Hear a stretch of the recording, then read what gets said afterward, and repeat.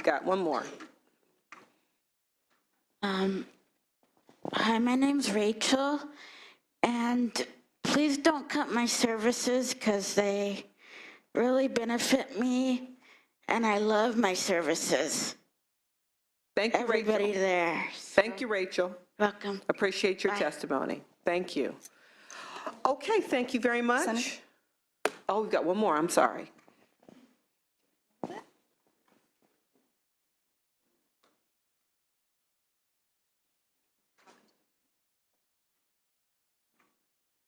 My name is Sharon Sanders, and I'm hoping to go to work at 5 and 2 and 10.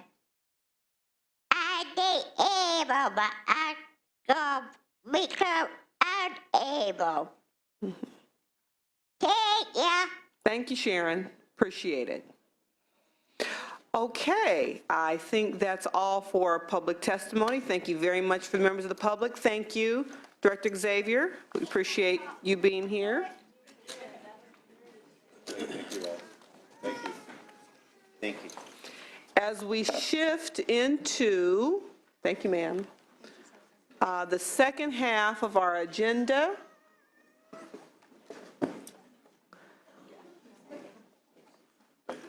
have agendas been made available to the public?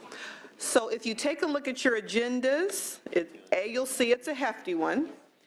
I want to just make sure the public sees the point in time in which we'll take public testimony so you don't feel compelled to queue up too early, particularly since we've got a full gallery of witnesses and there is no mic up there. So you'll see it's printed in large font and bold. We're going to take public testimony on whole sections of the bill. So the first section of public testimony will be at the end of the presentation of the State Council on Developmental Disabilities. Again, and we'll ask people to queue up along the line, but don't stand up too early. You have plenty of time.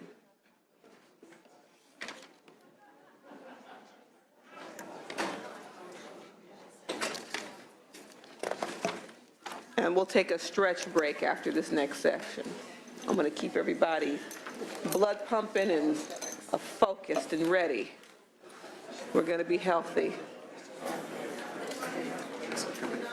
Also, for the folks in the back of the hearing room, there is seating upstairs in the balcony.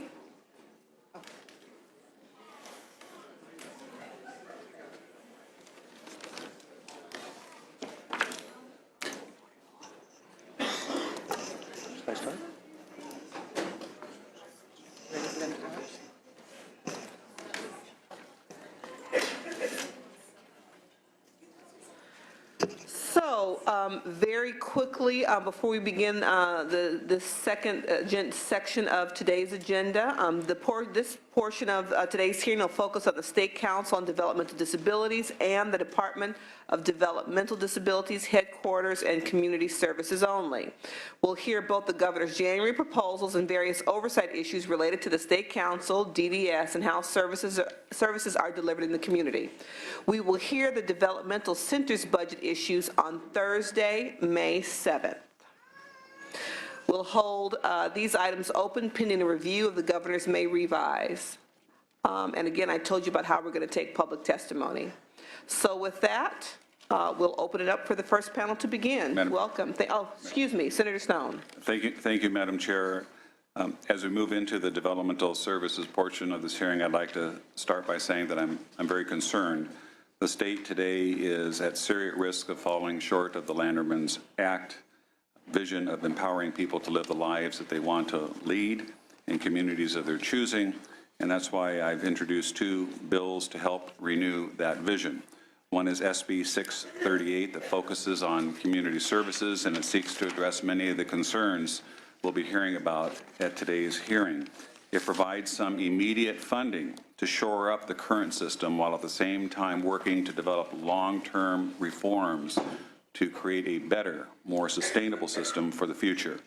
SB 639 deals with the developmental centers, and I know we'll be hearing about those at a future budget hearing. I hope these bills will be part of a bipartisan effort to create a system of high-quality services for our developmentally disabled residents, and I welcome everyone's input as we move through the budget and policy processes. Thank you, and I'm looking forward to a very informative agenda today. Thank you very much, and I appreciate you being here today, and May 7th, where we'll touch much more deeply, particularly on your second bill. So we look forward to your participation there. Thank you very much, and we'll start with our panel today includes Michael Clark, Aaron Carruthers, Santee Rogers, and Lawana Welch. Thank you. I don't see Santee, but okay, go ahead. He's hiding. Yeah, I saw him in the back of the room earlier, but go ahead, thank you. Thank you, Senator Mitchell, Senator Monning, and Senator Stone, for the opportunity to speak to you today. With your permission, Madam Chair, I would like to just kind of give one statement that addresses all 4 issues for the State Council, and then, and I'll try to make it quick. That's perfect. The State Council on Developmental Disabilities is an independent, self-governing organization charged with identifying the most pressing needs of people with intellectual and developmental disabilities and addressing those needs through advocacy, systems change, and capacity building. Our basic principles include self-determination of people with intellectual and developmental disabilities, as well as integration and inclusion into society. The Federal Developmental Disabilities Act calls for states and territories to have a DD council. So we're one of 56 state councils throughout the United States. We're largely federally funded, though we do have 2 contracts with the Department of Developmental Services. We have 31 council members. 60% of them are either people with an intellectual or developmental disability or family members.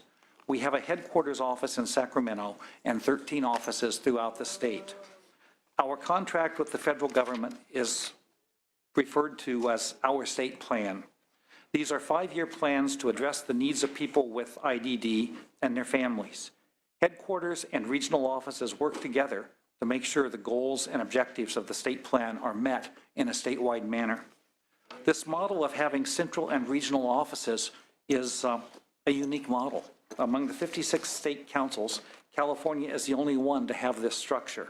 We proudly call it the California model and believe that reaching into communities throughout the state is the best way to achieve the ideals of the Federal DD Act, as well as serve people with IDD and their families.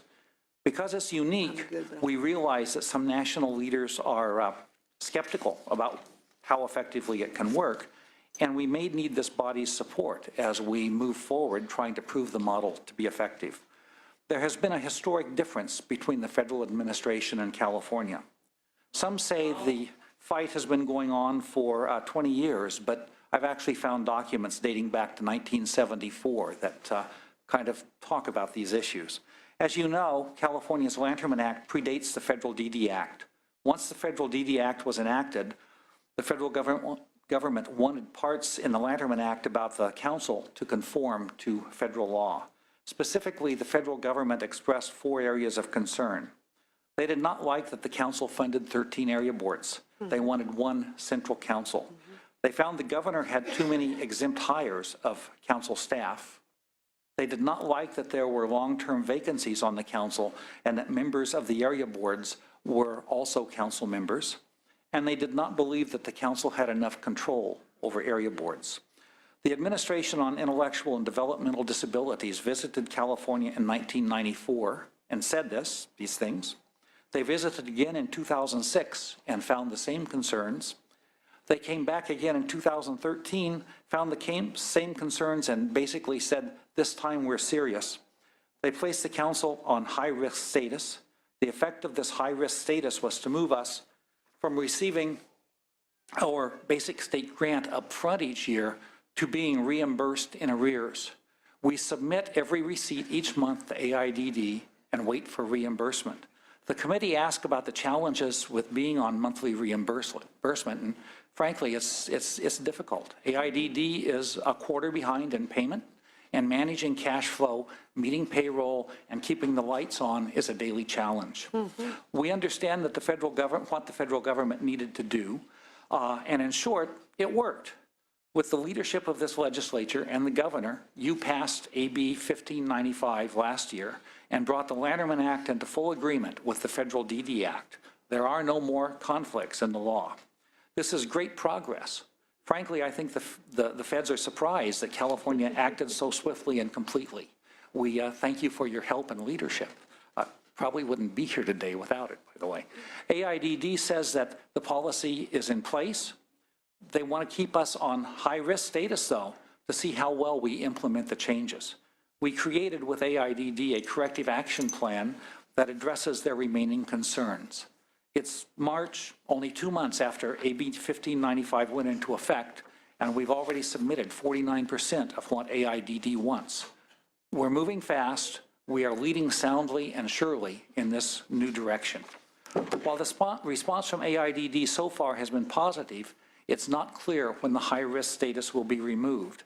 They've said it will be before the entire corrective action plan is complete, so we're hopeful that it will be in 2015, though we're not sure if that means the end of the federal fiscal year or the end of the calendar year. As your agenda points out, in addition to being on reimbursement status, we have to adjust our federal fluctuations in the state grant from year to year. The largest reduction we had was during federal sequestration, when we saw about a $400,000 reduction in our annual budget. About half of the reduction was taken from grants and the other half from staff.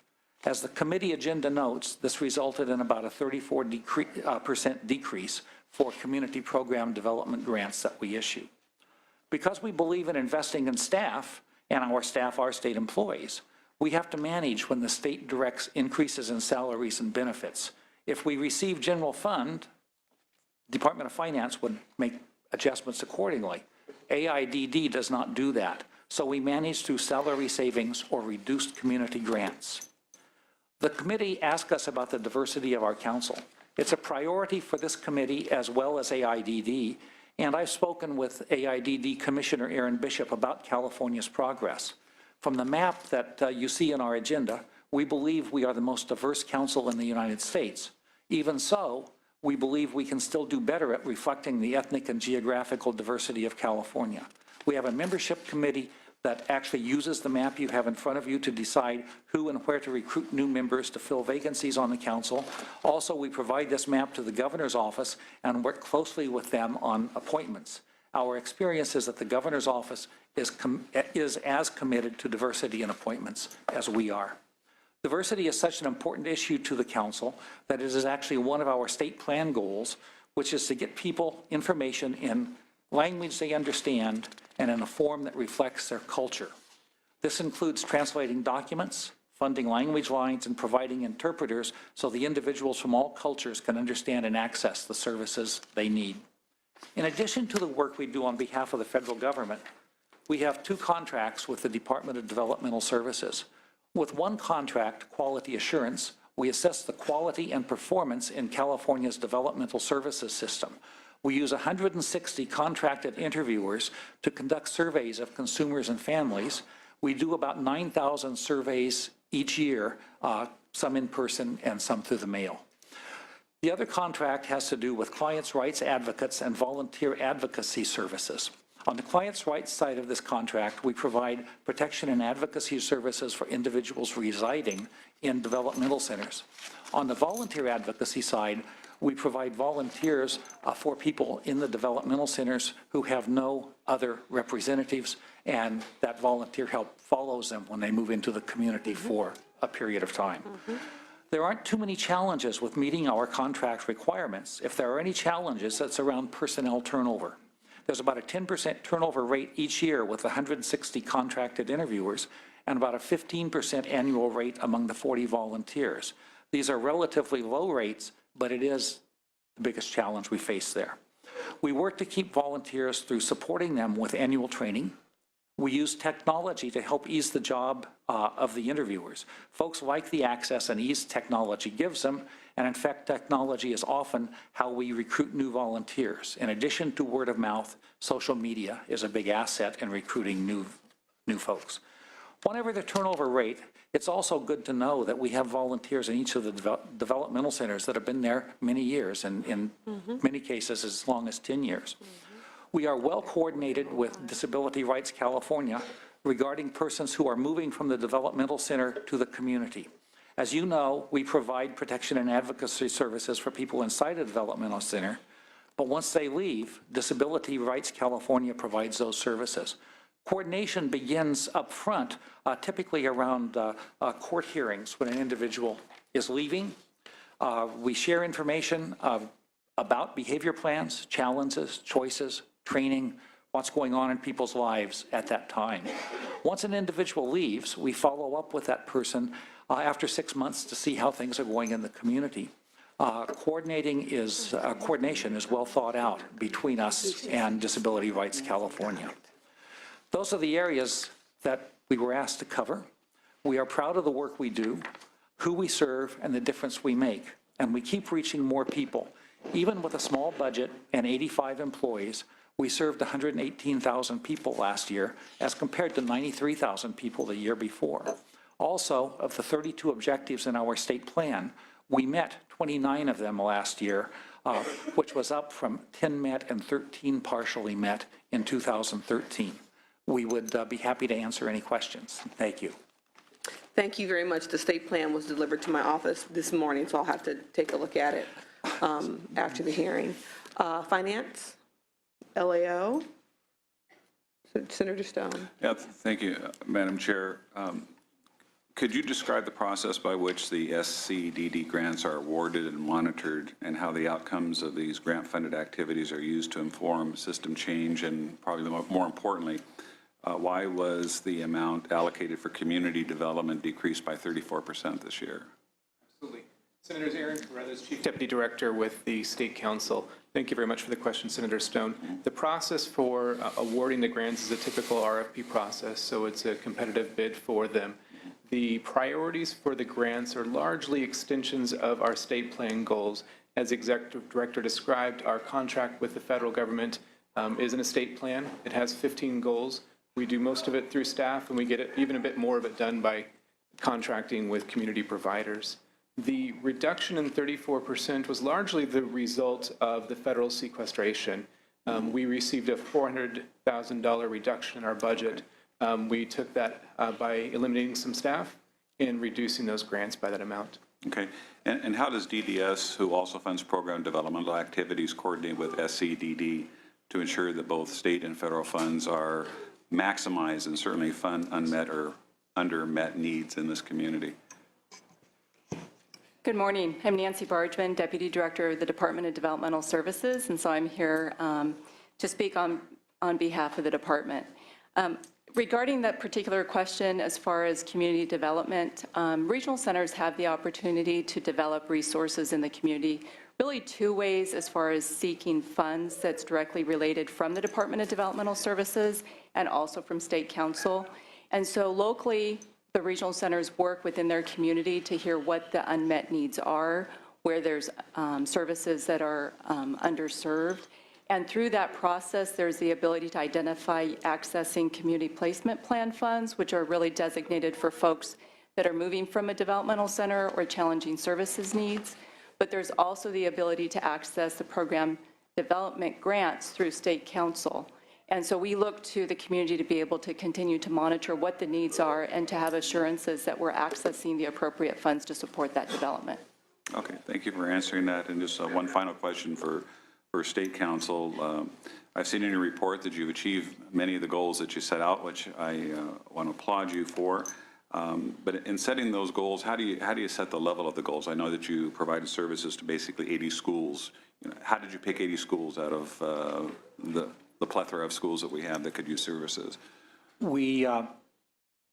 This has largely, areas like that are largely community driven. Mm-hmm. And so 80 schools would have, folks would have been very interested in what was going on in those particular schools. The target would not have been 80 schools. The target would have been schools where people had expressed an interest, and so that happened to be the number that we were able to respond to that expressed an interest. Okay, I appreciate it, but we're not excluding any schools that might have stepped forward and said, hey, we need to. We try not to. Okay, I appreciate it. We do our best. Thank you. Continue. Good luck to you. Thank you.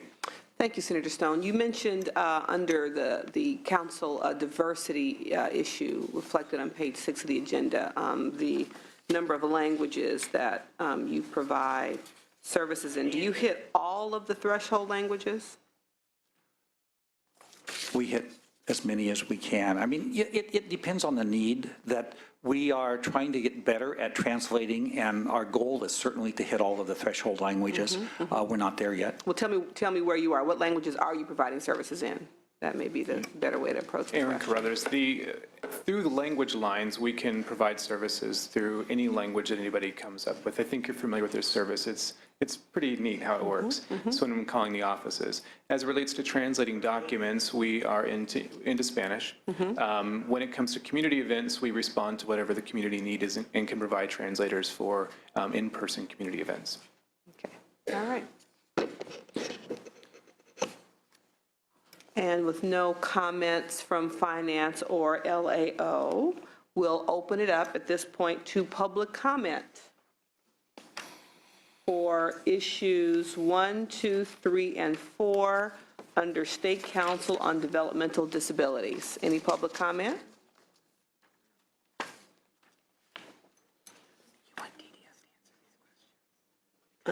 Under this? Got you. Let me go back and ask DDS to look at the questions on page 7 specifically. Since we heard primarily from the State Council perspective, if you would address those questions on page 7. Yes, thank you. Again, this is Nancy Bargman, Deputy Director of the Department of Developmental Services. Thank you for the opportunity to be here today. So addressing the 3 questions that were presented, as you indicated on page 7, it's regarding the contract requirements for 2 of the issues for State Council that they have with the Department of Developmental Services. The first of which is with the National Core Indicators, and the second of which is with the client's rights advocates and volunteer advocates. So I'll go through that for you briefly. So with the National Core Indicators, National Core Indicators is used to assess consumer and family satisfaction, to assess the determination of their satisfaction and outcomes of their services. The NCI survey operates a 3-year cycle, and through this 3-year cycle, we alternate as far as those surveys, and Dr. Clark addressed how they're doing this through the 9,000 surveys that they're doing on a continuous basis. So the surveys are for adult consumers, family guardians of adults, families of children. In addition to those distinct groups, we also have surveys for individuals that are transitioning from the developmental centers, and then also for individuals that were or have actually transitioned from Lanterman Developmental Center. So the State Council provides the surveys that we do, not only on a mailing of surveys, but we also have face-to-face surveys for individuals that are adult consumers, as well as those folks that are moving from the developmental centers. And because of that, what we do as a department, we work closely with them to ensure that there's training that's available to them, so we can have some consistency through that contract. Additionally, through the contract for the NCI, what we do is we have assurances that we are completing those surveys in accordance to the contract that we have with State Council. We do this by a number of ways. One is that we meet with the State Council with their lead coordinators, as well as doing ongoing training, as I had stated. In this process, what we do is we also have, as a department, the stakeholder process that we use through the NCI surveys. So we have stakeholder input, which State Council is also actively involved in this process. And so through the NCI surveys, that we are looking to have assurances that we have the means to be able to measure outcomes and satisfaction of services. We are also using the NCI findings and the surveys to have some assurances that we are going to be able to move forward with the compliance with the Home and Community-Based Services federal regulations. And in this process, we've elected to use the NCI survey as a means to be able to do that. So we'll continue to work with State Council to have assurances that we are following through with the surveys as dictated not only in the contract, but also based on the needs to be successful in our process. Then in addition to the NCI contract, there is a request to have us address the contract regarding the client's rights and the volunteer advocates. And so to ensure that we do have some assurances as far as following that contract, we also meet with the State Council on a monthly basis to have assurances that we're meeting with their lead coordinators, as well as making sure that we're meeting on a quarterly basis with their volunteer advocate coordinator. In addition to that, we do have ongoing meetings, as well as review their semi-annual report that is required to be submitted, as well as their annual report. Those reports are not only just submitted to the department, but they're also published. Any questions? Senator Stone, and then I'm going to come back and ask you to answer the last question with regard to the role volunteers and our staff played in the closures of Agnews and Lanterman. Senator Stone, go Thank you, ahead. Madam Chair. I strongly support the good survey work that you're doing, and it helps us to develop performance standards, if you will. When can we expect to see the results of these surveys? Would it be before the fiscal year is up? Yeah, we actually have, as far as the surveys, we're in our, oh gosh, I'd have to take a look at the number of cycles that we've done, but we started the surveys back in 9/10, so we do have a couple of the surveys that are already posted on our website, so we can provide you a summary of that information, and so we'd be happy to do that at any point. Okay, so how long after a survey is taken can one expect to get the results? It's a couple of years. It's a couple of years. The process that it goes through, as far as not only from the point of having the survey completed, then what we do is that our contractor that is then vetting the survey and providing us the information, we go through the stakeholder process to have assurances that we're reviewing it with our stakeholders to have them identify, are there any trends or concerns that we need to also address in our process. The regional centers then also receive a copy of their local surveys, so they have a copy that they can share with their community. And then what we do as a department, we post the regional centers' individual surveys, so we have that summary on our website, as well as then also the California. And most recently, we also agreed to have our California-based survey that is now also publicly, or is a part of the national survey data system, and so that is also available to us. But again, it takes a couple of years. Can you just state what the website is, and is it easy to navigate to It's easy. find the results? It is Yeah. dds.ca.gov. Okay, And that's you it. just follow the link to the National Core Indicator link. Thank you very much. You're very welcome. And the final question? Yes, regarding the closure of Agnews and Lanterman, as far as the activity of the client's rights advocate and volunteer advocates, specifically with Lanterman, we do have the last person that moved in December, and as a result of that we have terminated the portion of the budget or the contract, maybe not in the contract, but certainly the budget funding for the client's rights advocate for Lanterman. However, the activities of the volunteer advocate continue because their role has been very important in the process of all individuals that they have participation with, moving from a developmental center to the community for post-placement activities. So we're continuing that contract and the limited funding that's related to that for 6 months. And so that's going to be through June because the last person moved in December.